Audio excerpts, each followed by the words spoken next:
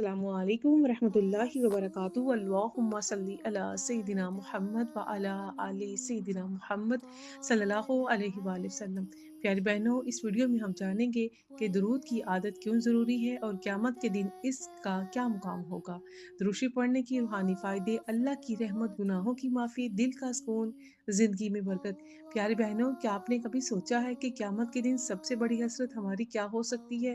اور وہ حسرت جب انسان کو معلوم ہو جائے گا کہ وہ دنیا کی سب سے قیمتی نعمت سے محروم رہا، اور وہ نعمت ہے درود شریف۔ قیامت کے دن جب ہر انسان اپنا نامہ اعمال کھولے گا، اسے اپنا ہر لمحہ، ہر لفظ، ہر موقع یاد آئے گا، اور وہ یہ دیکھے گا کہ درود پڑھنے کا موقع اس کے پاس تھا مگر اس نے غفلت کر دی۔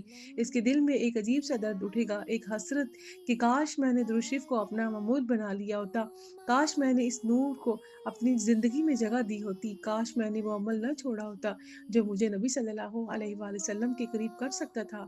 حضور نبی اکرم صلی اللہ علیہ وآلہ وسلم نے فرمایا، قیامت کے دن میرے سب سے قریب وہ لوگ ہوں گے جو مجھ پر زیادہ درود بھیجتے تھے۔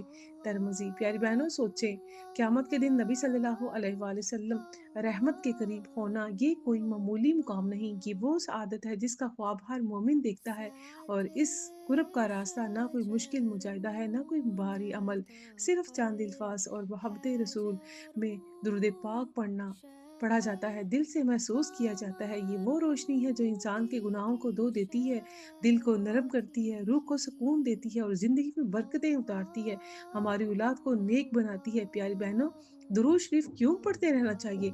پیاری بہنوں، درود پاک دل کی تاریکی کو صاف کرتا ہے اور روح کو لطافت بخشتا ہے۔ نبی صلی اللہ علیہ وآلہ وسلم کی محبت میں اضافہ، جتنی محبت بڑھے گی اتنی زندگی میں نور اور آسانی آتی ہے۔ اللہ کی رحمت، ہر درود کے بدلے اللہ تعالیٰ 10 رحمتیں نازل فرماتا ہے۔ سبحان اللہ۔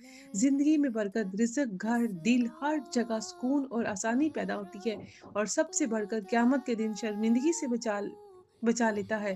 پیاری بہنوں، آج ہی فیصلہ کریں، کم از کم دن میں 313 بار درود پاک پڑھیں اور اس کو اپنی زندگی میں شامل کریں۔ یہ وہ عمل ہے جو کم وقت لیتا ہے مگر اثر پوری زندگی پر اور آخرت تک رہتا ہے۔ اللہ ہمیں ان خوش نصیبوں میں شامل کرے جو دنیا میں درود پڑھتے رہے اور قیامت کے دن نبی صلی اللہ علیہ وآلہ وسلم کے قریب کھڑے ہوں۔ یا اللہ، مجھے، میری تمام بہنوں کو جو یہ پیغام سن رہی ہیں، اللہ ہم سب کو عشق مصطفیٰ صلی اللہ علیہ وآلہ وسلم کی محبت میں وہ مقام عطا فرما جو تُونے اپنے صالحین، متقین اور صحابہ کو عطا فرمائے۔ اللہ پاک اس پیغام کو ہمیں سننے، پڑھنے اور شیئر کرنے کی توفیق عطا فرما۔